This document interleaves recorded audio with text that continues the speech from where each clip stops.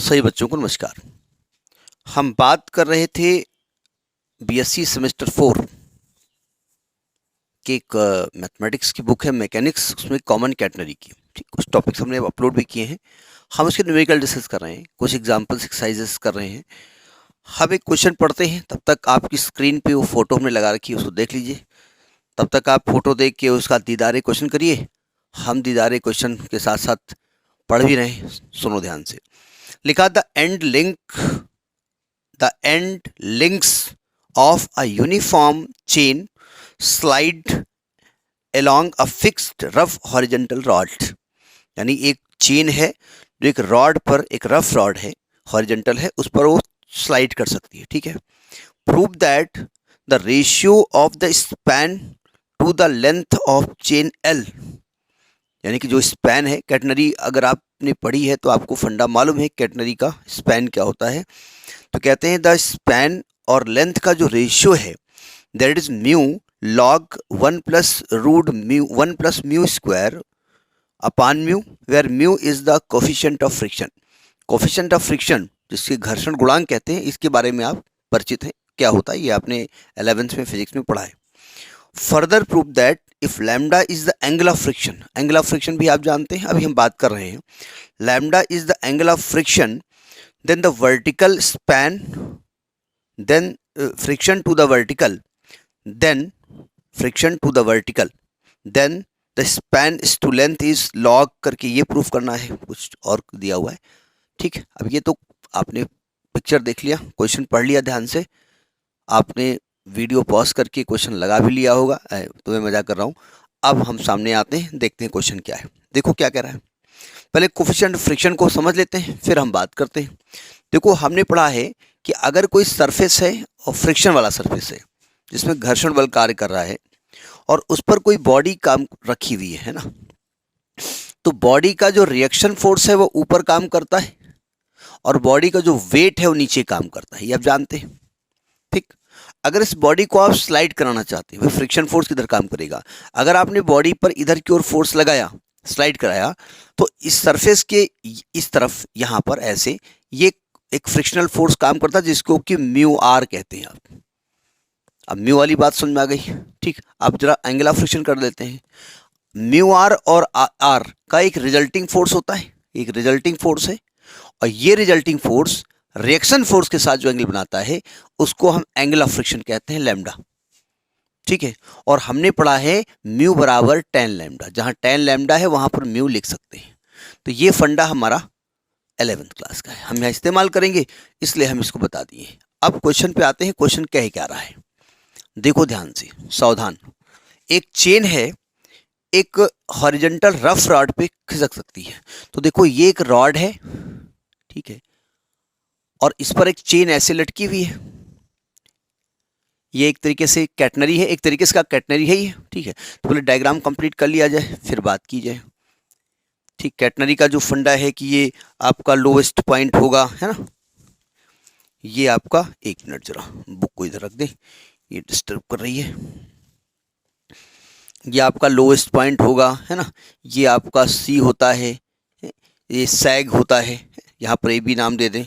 ये ए है, मान लिया यहाँ बी है। जरा समझने की कोशिश करो, इधर कहीं लिख लें क्योंकि बीच में भी दिखाना है आपको। अब देखो फ्रिक्शन दिखाना है आपको, तो हम पॉइंट ए लेते हैं। देखो पॉइंट ए पे जब डोरी लटकी होगी तो अपने वेट की वजह से नीचे की ओर खींच रही होगी, तो यानी यहां पर जो रिएक्शन फोर्स काम करेगा वो ऊपर की ओर काम करेगा, यहां भी ऊपर काम करेगा और यहां भी ऊपर काम करेगा। ठीक है, ये तो रिएक्शन फोर्स हो गया, है ना। अब जरा फ्रिक्शनल फोर्स के बारे में बात कर लेते हैं। तो अगर रिएक्शन फोर्स आर होता है, कोफिशिएंट ऑफ फ्रिक्शन म्यू होता है, तो फ्रिक्शनल फोर्स म्यू आर होता है, और वो किधर लगेगा, सावधान। अगर आपने किसी डोरी में से इस रॉड में से इस डोरी को लटका दिया है, वेटेड डोरी है, तो डोरी क्या करेगी, वेट की वजह से नीचे की ओर खिसकेगी, ऐसे लटकेगी, और लटकेगी तो ये चीज़ ऐसे सिकोड़ने की कोशिश करेगी ना। अगर नीचे लटकेगी, ये नीचे सैग बढ़ेगा तो ये इधर खिसकेगी, और अगर ये इधर खिसकेगी तो भैया म्यू आर इधर लगेगा कि नहीं लगेगा, यहाँ भी इधर लगेगा और यहाँ भी इधर लगेगा, है ना। और दोनों का रिजल्टिंग फोर्स ही टेंशन है। तो टेंशन इस जगह पे अगर दिखाना है तो टेंशन ऐसे दिखाया जाएगा, इसकी टेंजेंशियल काम करता है, ये टेंशन दिखा दिया गया है ना।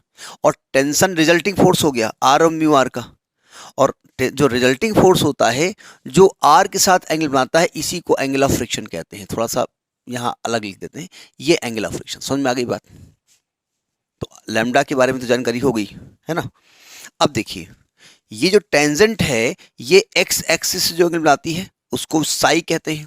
तो क्या आप कह सकते हैं यहाँ भी ये साई होगा, ठीक है।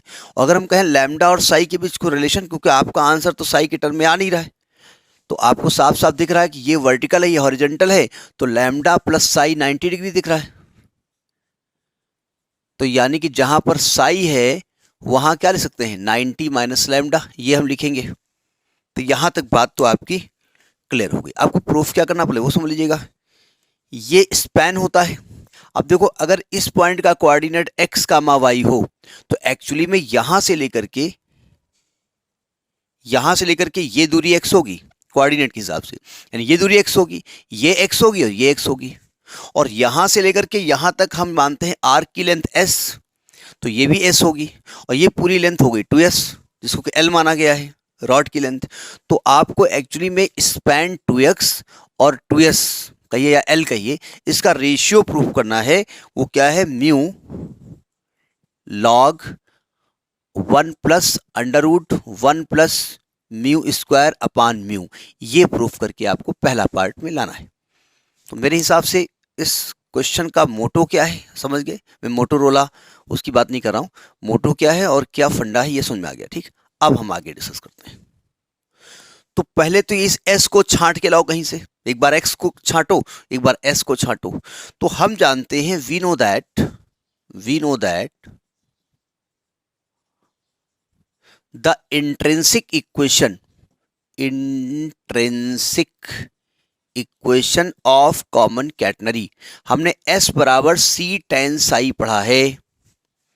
ठीक है, अब आप कहेंगे साई घुस गया करके, साई को तो हमको लेना नहीं है, तो साई को क्या लिखेंगे 90 माइनस लैम्डा, तो आएगा c tan 90 माइनस लैम्डा, यानी आ गया c कॉट लैम्डा। ठीक है, s आ गया ना। हमको क्या चाहिए 2s, हमारे प्रूफ में 2s है ना, तो जब हम 2s करेंगे तो ये 2s आएगा, जो कि 2c कॉट लैम्डा। अब देखिए, अभी हमने बताया था म्यू बराबर tan लैम्डा होता है, तो कॉट लैम्डा को 1 अपान म्यू लिख सकते हैं, यानी कि 2s की वैल्यू आ गई 2c अपान म्यू। समझ में आ गई बात, 2s तो निकल आया। ठीक, तो 2s को कहीं नोट कर लेते हैं, फिर ये इसका x स्पैन निकालने की कोशिश करते हैं। देखो, अब देखिए पैरामेट्रिक इक्वेशन क्या होती है, x हमको x के टर्म में, तो parametric equation of common catenary, parametric equation of common catenary क्या होती है, पढ़ा है आपने, आपको याद भी होना चाहिए। x इज इक्वल टू, ये c जो हम लिख रहे हैं वो ये वाली c है, ये वाली लेंथ है ना। अब आप कहेंगे यहाँ तो इंट्रोड्यूस की नहीं गई है, तो लास्ट में कैंसिल कर देंगे हम। ठीक है, तो पैरामेट्रिक क्या बताई गई थी, x is equal to c log tan psi plus sec psi, log tan psi plus sec psi. अब चूंकि साई को इंट्रोड्यूस किया गया यहाँ पर और साई आंसर में है नहीं, तो साई को लिखेंगे 90 माइनस लैम्डा, तो x is equal to c log 90, क्या लिख रहा हूँ, साई की जगह लिखना है ना, तो 10 को ही गैप किए दे रहे हैं, तो log tan 90 minus lambda plus sec 90 minus lambda, c log tan 90 minus lambda बोले तो कॉट लैम्डा, और प्लस सेक को बोले तो कॉसेक लैम्डा। अब चूंकि हमको तो म्यू को इंट्रोड्यूस करना है, लैम्डा को गायब करना है, तो ये हो जाएगा c log कॉट लैम्डा को लिख सकते हैं 1 अपान म्यू, अभी हम बता चुके हैं, और कॉसेक लैम्डा होता है under root 1 plus cot square lambda, तो ये भी 1 अपान म्यू हो जाएगा। तो आ गया आपका c log, ये आएगा 1 अपान म्यू और plus under root 1 plus 1 upon mu square. आ रहा है कैमरे की जद में, आ रहा है। अब देखिए इसको एलसीएम ले लें, हम जानबूझ के इसको रब नहीं कर रहे हैं जिससे कि डिस्टर्ब ना करे। देखिए इसको जब एलसीएम लेंगे तो यहाँ x चल रहा है, तो x is equal to c log, देखो यहाँ पर म्यू स्क्वायर एलसीएम लिया तो ये आएगा mu square plus 1 upon mu, और म्यू ले लें पूरे में एलसीएम तो 1 plus under root 1 plus mu square आ जाएगा। ठीक, अब देखो x निकल आया, हमको तो स्पैन चाहिए 2x चाहिए, तो 2 से मल्टीप्लाई कर दें तो 2c निकल आया ये है। अब आपको 2x अपॉन 2s चाहिए, निकाल लो, आ गया आंसर आपका। अच्छा, अब डायग्राम से कोई मतलब आपका है नहीं तो डायग्राम को हम रब कर देते हैं। नाउ स्पैन अपान लेंथ, स्पैन आपकी 2s है, क्या लिख रहा हूँ 2x है, और लेंथ को 2s को या l को, जैसे बुक में लिखा था l लिख दीजिए, तो और 2x की वैल्यू ये निकाली आपने 2c log 1 plus root 1 plus mu square upon mu upon, और 2x क्या निकाला है 2c अपान म्यू, तो ये 2c कट जाएगा, म्यू ऊपर जाएगा, 2c कट गया, ये म्यू ऊपर चला गया, तो ये आपका प्रूफ अगले स्टेप में क्या आएगा, यहाँ पर आ गया म्यू, तो mu log 1 plus root 1 plus mu square upon mu, ये प्रूफ हो गया। तो पहला पार्ट आपका हो गया प्रूफ। ठीक, अब सेकेंड पार्ट देखिए क्या कहता है।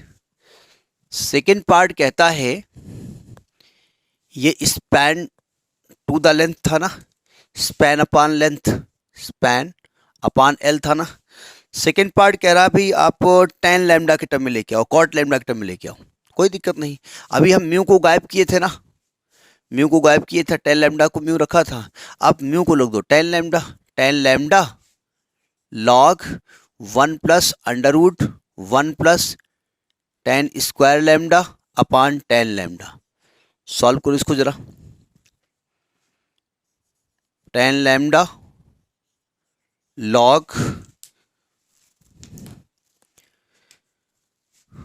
1 प्लस, और ये आपका सेक स्क्वायर लैम्डा यानी ये सेक लैम्डा हो जाएगा अपान टेन लैम्डा। अब चूंकि प्रूफ में लाना है इसलिए जैसा प्रूफ में कहेंगे उस फॉर्मेट में लाना पड़ेगा। प्रूफ तो हो गया हमारा, तो देखो ये लिखेंगे टेन लैम्डा आएगा लॉग, इधर देखिए सेक लैम्डा को 1 अपान कॉज लैम्डा करिए और एलसीएम लो तो ऊपर आएगा 1 प्लस कॉज लैम्डा और अपान कॉज लैम्डा। ठीक, और ये आ जाएगा sine lambda upon cos lambda, cos lambda cancel हो गया। हमने पढ़ा है 1 का सबसे बड़ा दुश्मन कॉज होता है, कॉज का दुश्मन 1 होता है, तो कॉज का वो फॉर्मूला जो 1 को कैंसिल कर दे, तो कॉज का वो फॉर्मूला अप्लाई करिए जो 1 को कैंसिल कर दे। ये क्या चल रहा है, span is to L, span is to L चल रहा है, स्पैन और एल का रेशियो चल रहा है। तो ये टेन लैम्डा और ये आएगा लॉग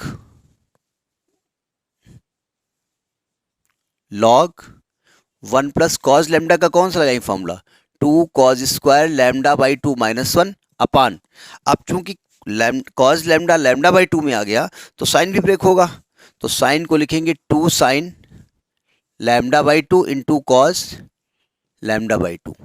ये 1 से 1 कट गया, ये 2 से 2 कट गया, एक कॉज से एक कॉज कट गया, तो आ गया span is to L is equal to tan lambda log, ये कितना आएगा cot lambda by 2, cot lambda by 2 is to 1।